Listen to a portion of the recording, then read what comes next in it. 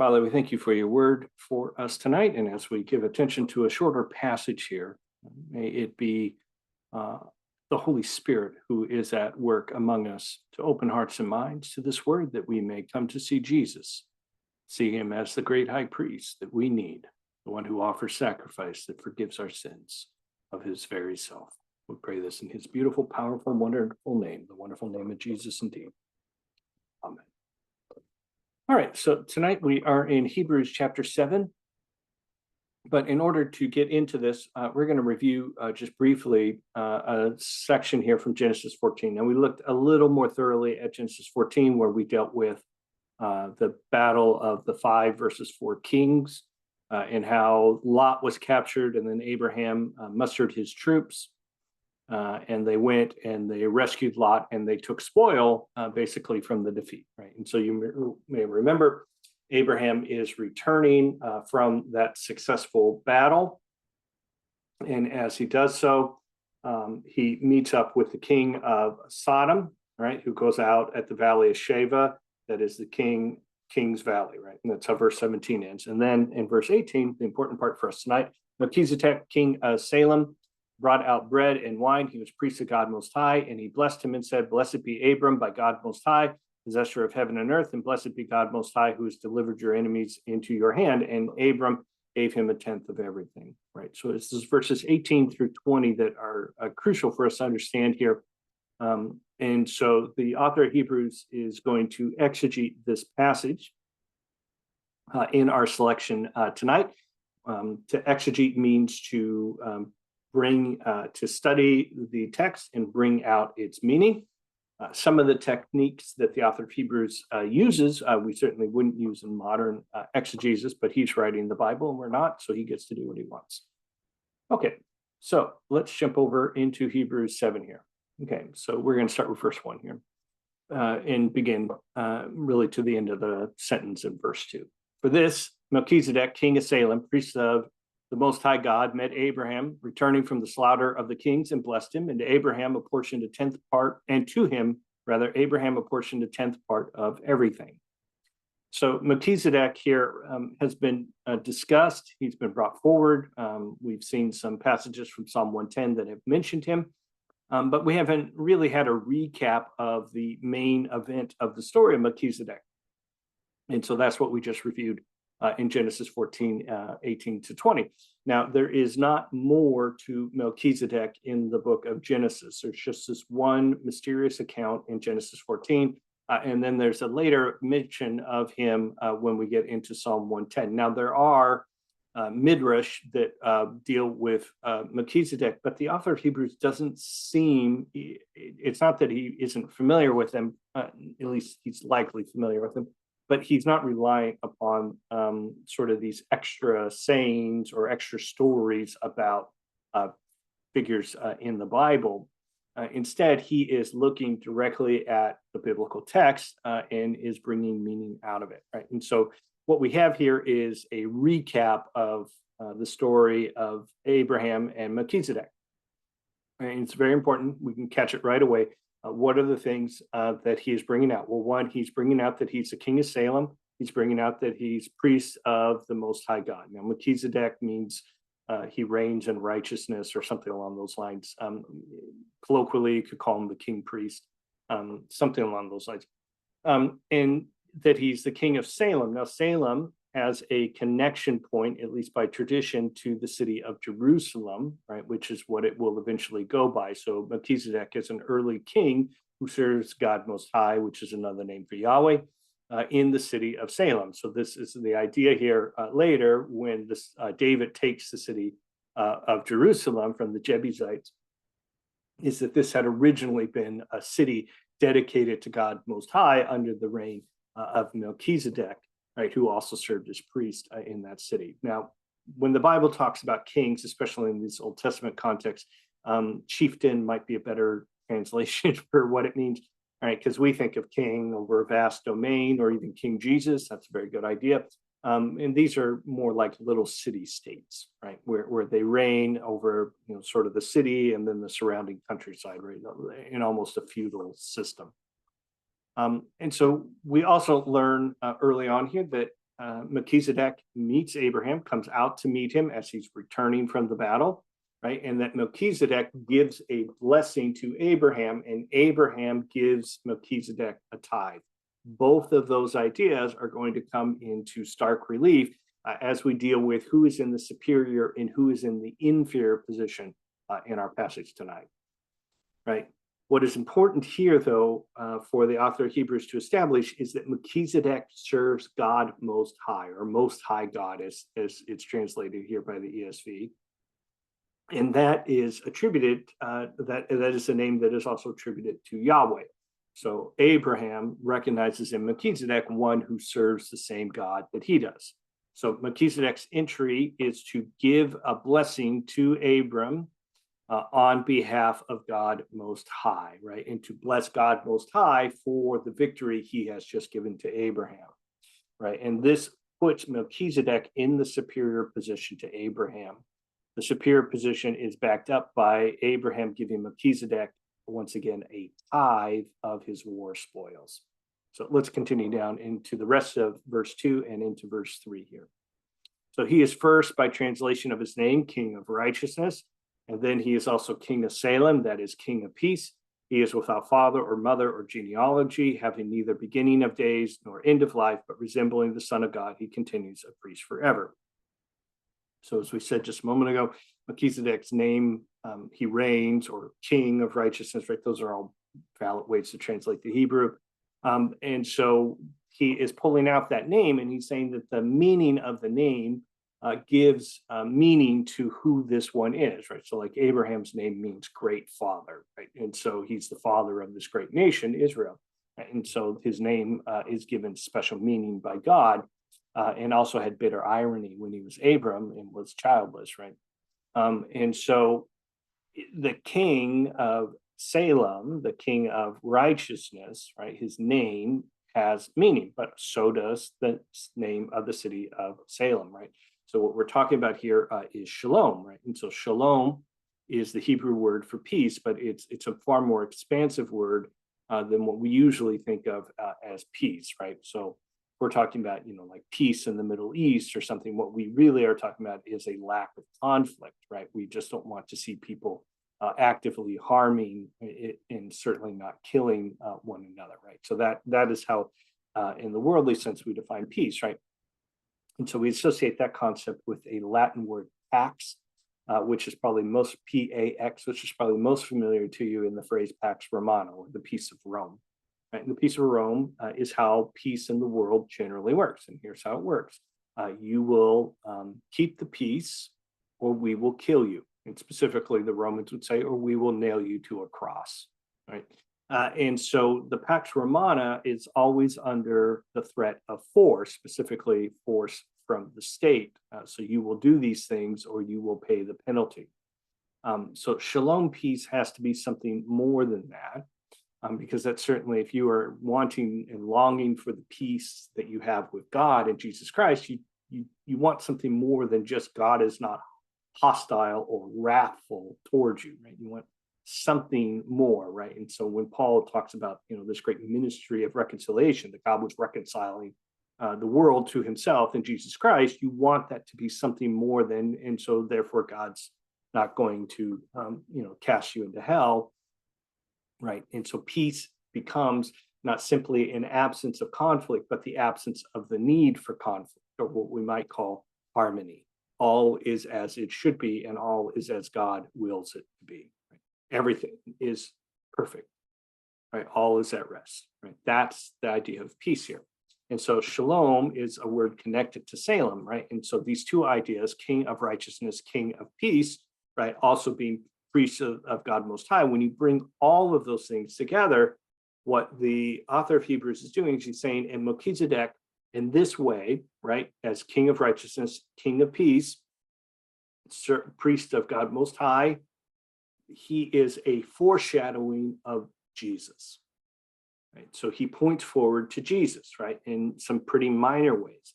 And then what the author does in verse 3 is something that if you were to turn it in a modern biblical studies class, exegesis class, you would get a bad grade.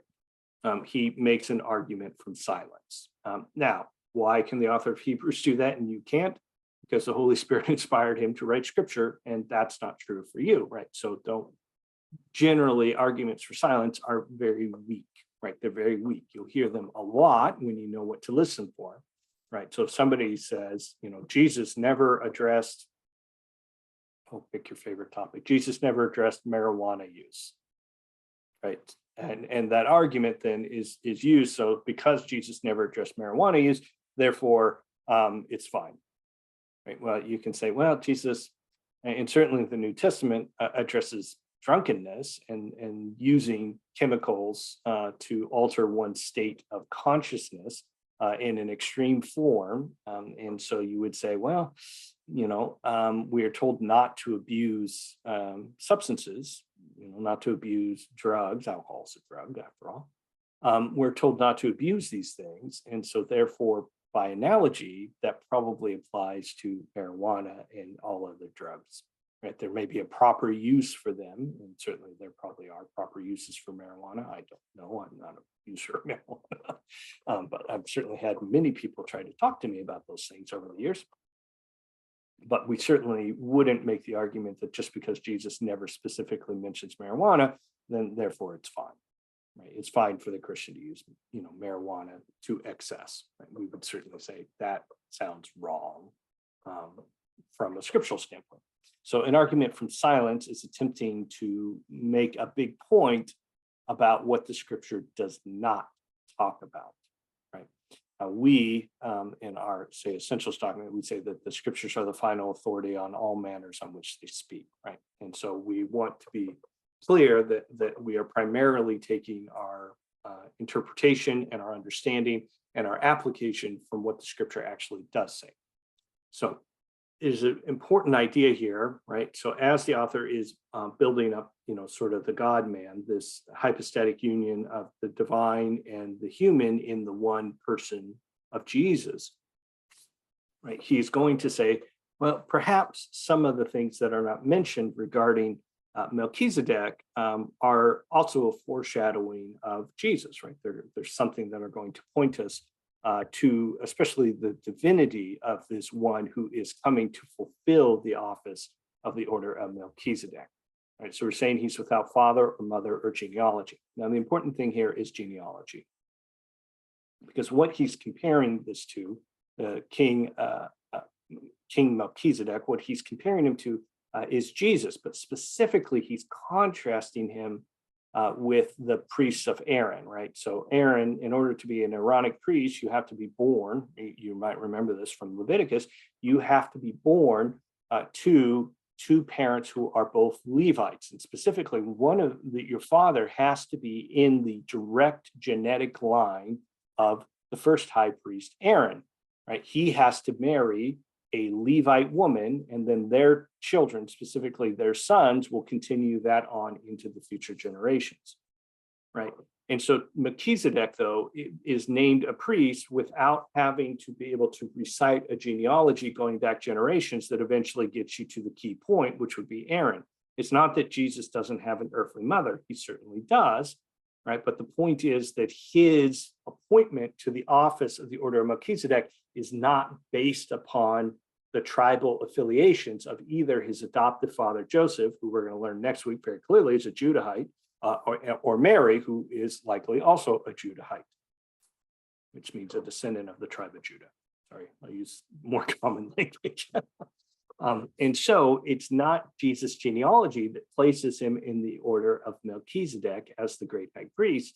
Rather, it's the appointment by God, right?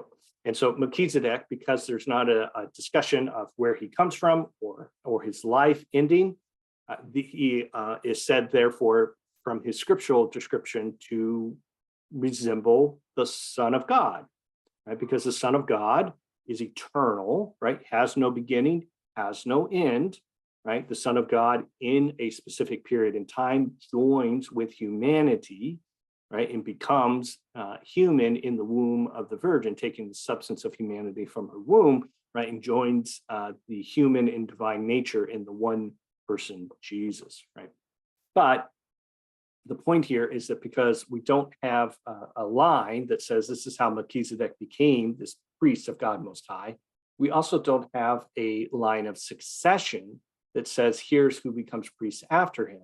Right? And so therefore his priesthood is said to be an eternal one, right? It doesn't have beginning and it doesn't have end, right?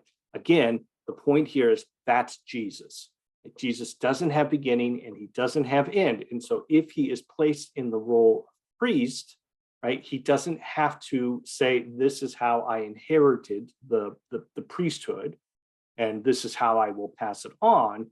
Rather, he himself is a permanent occupant of the office. In fact, he is the prototype of the office, right? The one that Melchizedek is maybe a mention in the order, and maybe the order is named for him, but Jesus is the one that the order is made for, by, and through. All right, let's move down here just a little bit into verse 4. Let me turn my page in my notes. It's 2 pages. Okay. So as we move into verse 4, we're going to talk about the greatness of Melchizedek. So see how great this man was to whom Abraham, the patriarch, gave a tenth of the spoils. Right. So Melchizedek here, in no uncertain terms, is being placed in the superior position to Abraham. Abraham gives him a tithe. Right. So the superior receives from the inferior. Right. It's like taxes, right? You pay taxes up, right? You don't pay taxes down, right? And so if they are required of you, it has to be someone who is in a position of authority to require them of you. You don't pay taxes to people who are not in a position of authority over you. My daughter Karen's birthday today, and she went on a field trip, and it was teaching some finance to the students. Right. But one thing they didn't do to the students is they didn't tax the students, right? She was actually assigned to City Hall. She had to be a bureaucrat, which she did not like because she's my daughter. And so she had to go around and collect and enforce rules and collect things from people, but never taxes. And I said, well, that's probably not right. Exactly. So anyways, those in authority, those in the superior position receive taxes, or in this case, the 10th part from those in the inferior position. So therefore, Melchizedek, according to scripture, the author argues, is superior to Abraham. Abraham, and he's not disparaging Abraham and the greatness of Abraham, but he's saying how much greater must Melchizedek have been that even the great Abraham paid him a tithe. Let's go into verse 5. And those descendants of Levi who receive the priestly office have a commandment in the law to take tithes from the people, that is, from their brothers, though these are also are descendants of Abraham, right? So the counter argument, he's heading off at the pass. He says, so the counter argument is, well, the Aaronic priests also receive a tithe from the people, and certainly they do. That's according to the law. And we can find that in Numbers 18 here. So let's jump there. It says, the Lord spoke to Moses, saying, moreover, you shall speak and say to the Levites, when you take from the people of Israel the tithe that I've given you from them for your inheritance, then you shall present a contribution from it to the Lord, a tithe of the tithe, right? So a tithe is taken as a portion for those God has called to serve, and then a tenth of the tenth is taken for specifically the Lord, in most likely is used by the high priestly family in the service of the tabernacle, later the temple. Right. So a tithe is required of the people in the law to pay. But what the author of Hebrews is saying is that Moses, the lawgiver, right, has to establish from the authority of God himself that the Levites receive a tenth. Right, that the descendants of Levi receive a tenth. In other words, the authority is not Levi and the Aaronic priesthood. The authority is actually the law, right? And the law is established by God, right? And so God is the ultimate authority that gives meaning to the law that is put on the people, because Levi and his descendants are standing on equal ground with the other descendants of Abraham. All of them are, in essence, brothers, right? They all stand as an equal part. And so Levi isn't getting a tithe because Levi is so much better than all of the other tribes. Levi is getting a tithe because God has set the Levite tribe apart for specific duties that would require their service, and they are not allowed to hold large tracts of land. In fact, they have cities that are going to be sprinkled amongst the rest of the nations, so that their various services that they do on behalf of God, for God's people, will be able to be spread out throughout the nations. So the reason they receive a tithe, according to the author of Hebrews, is not by nature of who they are, but by a decree of God's law. 6 and 7 now. It says, but this man who does not have his descent from them received tithes from Abraham and blessed him who had the promises. It is beyond dispute that the inferior is blessed by the superior. Right. So this man, Melchizedek, doesn't have descent.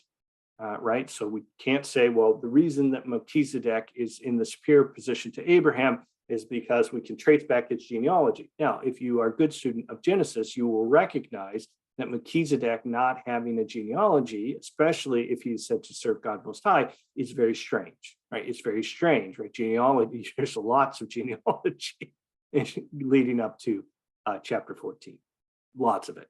And so Melchizedek not being, despite his position as priest of God Most High, not being given a genealogy saying this is why he's qualified for the office, the author's pulling that out and he's saying, look, this man, right, who does not have his descent, right, he's not descended from Abraham, right, we know that because he is the superior to Abraham.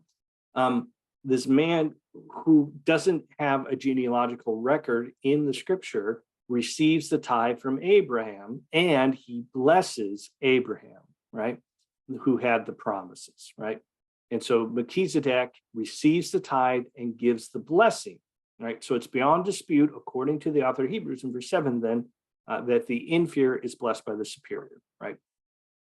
In a feudal system, that makes perfect sense, right? You can return thanks, right? You can pay your tithe, but if you are to be blessed, it has to come from the one in the superior position, right? It's similar to the way you need to think about grace, right? You don't have to give God grace, right? But God gives you grace because you need it and he doesn't, right? When you bless God, what you are doing is you are singing his praise for his blessing for you, right? It's an act of thanksgiving and praise and worship, right? We praise and bless God for who he is, right? We have nothing really to offer him, and yet he gives us everything in Jesus. Okay, so the inferior is blessed by the superior. So let's jump into verse 8 here. In the one case, tithes are received by mortal men, but in the other case, by one of whom it is testified that he lives, right? So Levitical priests die. Levitical priests die, right? And so when you give a tithe to the Levitical priests, eventually that reception of tithes will have to be passed on to a new generation, since the Levitical priest generation will die out and a new one will have to rise up and take its place, right? But when it comes to Melchizedek, right, specifically now we're talking about Jesus, right? Melchizedek's death is not recorded in scripture, but again, the author of Hebrews is always looking past Melchizedek to Jesus, right? Almost as if Melchizedek is a prefigurement or a foreshadow of Jesus, right, in his entirety, right? So as he's looking beyond Melchizedek to Jesus, right, we're dealing with the one who lives eternally in the presence of God, right? The one who has pierced the heavenly veils, right? Who has come into the very presence of God, who doesn't even need a smokescreen to enter into God's presence, who we'll learn next week is our constant intercessor at the right hand of God. Right. So what we find here then is that when we give tithes, right, to mortal men, then we're doing what God's law says. But when we give, right, to the priest, right, who is immortal, we are doing something different, right? We are acknowledging the superiority of Melchizedek in Abraham's case, or in our case, the superiority of Jesus, that this is due to Jesus. Right, it's due to Jesus, right? Because he is our king, he's our priest, he's the one, right, who has secured, right, our salvation and intercedes by his very presence with God for all eternity. Okay, so 9 and 10, like I said, we'd be a little short tonight. We might even be very short tonight. So one might even say that Levi himself, who receives tithes, paid tithes through Abraham, for he was still in the loins of his ancestor when Melchizedek met him. So Levi, the grandson of Abraham, as his descendant, is also inferior to Melchizedek. Right? Those who descend from Abraham, right, are not greater than their greater sire, Abraham. And so even Levi, who is generationally in the loins of Abraham to be passed down, right, is inferior to Melchizedek. Right. And so this places the Levitical priesthood in an inferior position to Abraham first, indeed, but also by transference from Abraham to Levi, it places Levi and all of Israel in an inferior position to Melchizedek. So what's the point? What's the author trying to get at? Well, the author is establishing, right, that Melchizedek is superior to Abraham. And so therefore, the order of priesthood that Melchizedek represents must be superior to any priesthood that is descended from Abraham.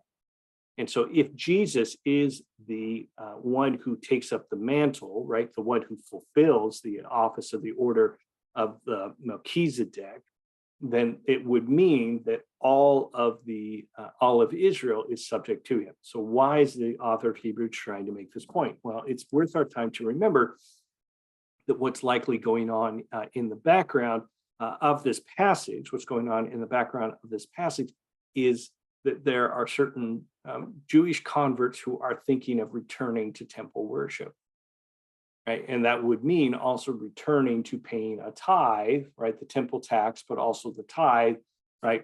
Into the temple and into the the Levitical priest system. Right? And so the author of Hebrews is arguing quite forcibly that not only is this unnecessary, it is actually sacrilegious to take up once again temple worship, especially for Christians. Right? It's not something that Christians should get engaged in because you are now beholden to one who is superior to the temple, superior to the Aaronic priesthood, and superior even to Abraham, right? One who is greater than Abraham is here, right? Or as Jesus says in the Gospel of John, before Abraham was, I am, right? One of the reasons that people thought he was a little more on the blasphemous side. Now, a couple other ideas that we want to review here quickly. Verse 4, Psalm 110 is going to become very important in our passage next week, but it's these ideas, right? So if we take our Genesis 14 and our Psalm 110:4, and we bring them together, this is the whole crux of the author of Hebrews argument, really in this chapter and until we finish chapter 10. It says, the Lord has sworn and will not change his mind. You are a priest forever after the order of Melchizedek. Right. So the idea here in this idea is that there is one who is going to come, right? Now, David is talking about one who is not himself, right? We see that back in verse 1. The Lord says to my Lord, sit at my right hand until I make your enemies your footstool, right? And so the Lord is talking about, David is not talking about himself. He is talking about some mysterious person who is going to be this one in the order of Melchizedek forever, right? And the author of Hebrews is picking up on that, right? And saying, okay, well, this Melchizedekian order is eternal, right? And so who could possibly fulfill the Melchizedekian order? Well, it has to be the eternal one. It has to be the Son of God, the eternal Son of God, right? Who is made flesh in the womb of the Virgin Mary, namely Jesus of Nazareth, right? In fact, only he will qualify in this, right? But let's jump down into verse 5. The Lord is at your right hand. He will shatter kings on the day of his wrath. He will execute judgment among the nations, filling them with corpses. He will shatter chiefs over the wide earth. He will drink from the brook by the way. Therefore, he will lift up his head. Right? So the idea here is that somehow this coming one is going to bring about peace, a peace that is certainly the defeat of the enemies of God, but also one who will, like a shepherd, lead us in this idea in verse 7, right? You're going to come by the brook by the way, right? He'll lift up your head. You'll be given a place of peace, and you'll be able to look around you and see that there is no need for alarm, for the peace of God has been established. Right? So we're going to take a look quickly at a passage here in Hebrews. chapter 1. It says, but of the Son, he says, your throne, O God, is forever and ever. The scepter of uprightness is the scepter of your kingdom. You have loved righteousness and hated wickedness. Therefore, God, your God, has anointed you with the oil of gladness beyond your companions, right?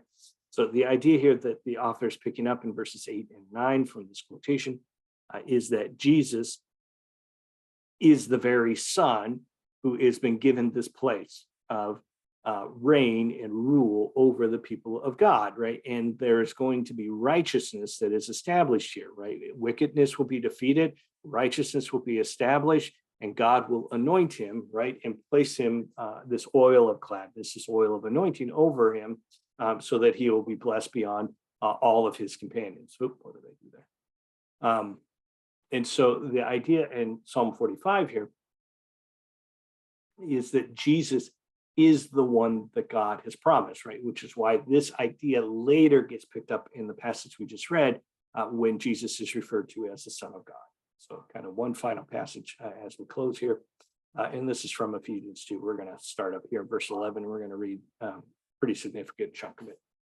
The apostle says, therefore, remember that at one time you Gentiles in the flesh, called the uncircumcision by what is called the circumcision, which is made in the flesh by hands. Remember that you were at that time separated from Christ, alienated from the commonwealth of Israel, strangers to the covenants of promise, having no hope and without God in the world. Right? As desperate can be, right? You were not among God's chosen people.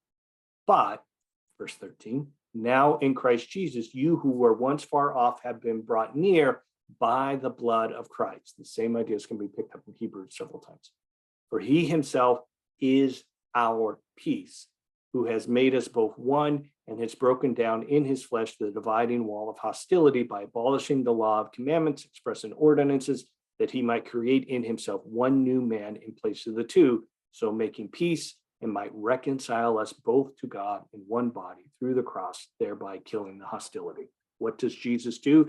Jesus breaks down the need for hostility between Jews and Gentiles, and instead welcomes everyone to come near to God by his own blood, because it is in the blood of Jesus shed on the cross that we have peace with God, and by that peace we establish peace with one another. So therefore we have no need for an external set of commandments telling us who is superior and who is inferior, because it is clear to every Christian that the superior is Jesus and we all serve him. But Jesus doesn't take that as an opportunity to sort of, I don't know, smite us. I'm trying to think of a good word, to lord it over us, I guess, in the negative sense of that idea. But rather he came not to be served, but to serve and to give his life as a ransom for many. Jesus came to establish peace with God, and by that peace to establish peace between us.